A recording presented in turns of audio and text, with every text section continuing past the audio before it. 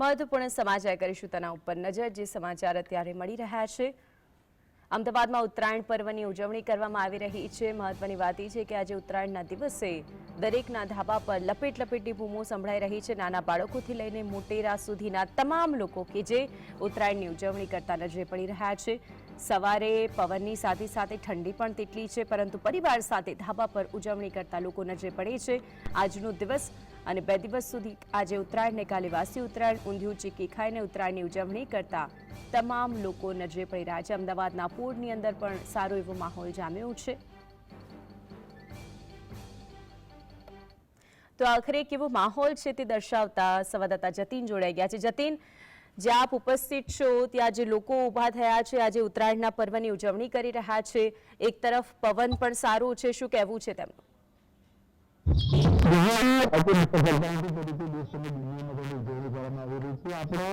વાસણા ખાતે ઉપસ્થિત છે ત્યાંના તમને સીધા દ્રશ્યો બતાવીશું કે ઉત્તરાયણનો તહેવાર જે છે તે લોકો મનાવી રહ્યા છે। વહેલી સવારથી જ ધાબા ઉપર જે છે તે ચડી આવ્યા છે અને પતંગ ચગાવી રહ્યા છે।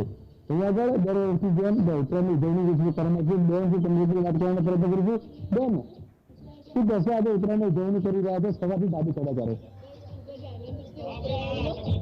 બધા જ લોકો ધાબા પર આવીને આનંદ કરી રહ્યા છે, તો એ જોઈને અને અમને પણ આનંદ કરવાની ખૂબ મજા આવે છે। બીજા પણ એક ભાઈ છે તેની વાત કરીશું જે પતંગ ચગાવી રહ્યા છે। શું કહ્યું, સવારથી કેટલા કાપ્યા? ઓહો 15-20 પતંગ કાપી નાખે। વાહ ભાઈ વાહ, કેટલી મજા આવી ઉત્તરાયણમાં? બહુ જ મજા આવી। એટલી મહત્વની વાત છે કે ઉત્તરાયણનો તહેવાર આવી રહ્યો છે। આજે તો ઉત્તરાયણનો તહેવાર છે, લોકો ધાબે ચડીને ઉજવણી જે છે તે કરી રહ્યા છે। શું કહ્યું, ફિરકી પકડવાની આપણે? ના પતંગ ચગાવવાનો છે ને અમારે। સવારથી આવ્યા છે, બાળકો પણ સાથે છે, કેટલો ઉત્સાહ છે અને કયા પ્રકારનો પવન છે અત્યારે? પવન બહુ ખૂબ સરસ છે। પતંગ માટે ચગાવવા માટે આ પવન સારામાં સારો છે અને બાળકોને બી એટલો ઉત્સાહ છે, બરાબર। અને આ તહેવાર એ અમદાવાદની ફેવરેટ તહેવાર છે।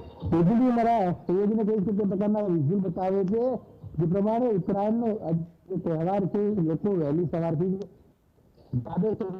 વાસણા વિસ્તાર ખાતેના દ્રશ્યો જોઈ રહ્યા છે। સોસાયટીના રહીશો જે છે તે ધાબે ચડી આવ્યા છે, સાથેમાં બીજી વગાડીને તે ઉજવણી કરી રહ્યા છે। ક્યાંક ને ક્યાંક લોકો ચાલના દોરીનો પણ ઉપયોગ કરવાનું ટાળી રહ્યા છે। હાલ દ્રશ્યોમાં તમે જોઈ રહ્યા છો, વહેલી સવારથી ધાબા પર ચડી આવેલા છે અને નારા જે છે તે લગાવી રહ્યા છે। હાલ થોડીક જ વારની અંદર આ તમામ લોકો જે છે તે ધાબા ઉપર ડીજે પાર્ટીનું પણ આયોજન જે છે તે કરવામાં આવ્યું છે।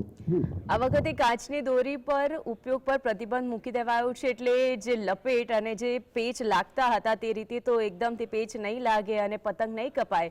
આ વખતે જે રીતે દોરીનો ઉપયોગ કરવામાં આવી રહ્યો છે ત્યારે તેમને લઈને શું કહેવું છે?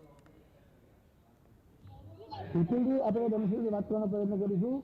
આ વખતે વધુ માત્રામાં જે કાચની દોરીનો પ્રતિબંધ લગાવવામાં આવ્યો છે તેને લઈને કશો પેચ કાપવામાં મુશ્કેલી પડે છે કે કેમ?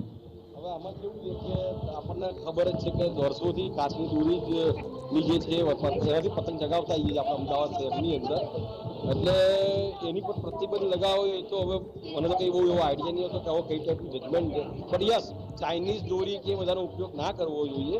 આ ગવર્મેન્ટનું જે ડિસિઝન છે સાચું ડિસિઝન છે। બાકી કાચની જે દોરી છે એ તો લિમિટમાં જો આપણે કરાવતા હોય તો યોગ્ય છે।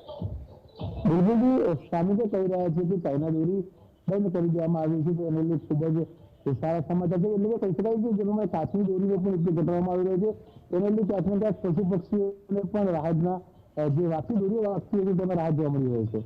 બિલકુલ, જતીન આપ જોડાયા અને ત્યાંનો માહોલ દર્શાવ્યો તે બદલ આપનો આભાર।